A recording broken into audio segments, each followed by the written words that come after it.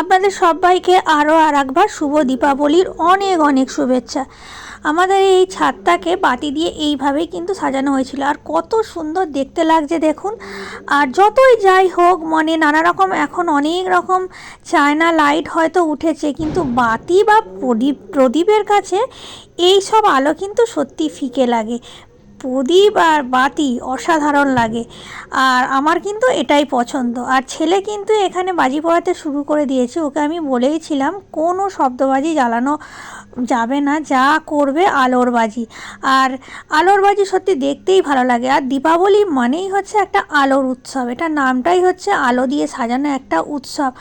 আর এই আলোর মতো আমাদের জীবনটাও যেন আলোয় আলোকিত হয়ে থাকুক, এটাই আমার হচ্ছে প্রার্থনা মায়ের কাছে।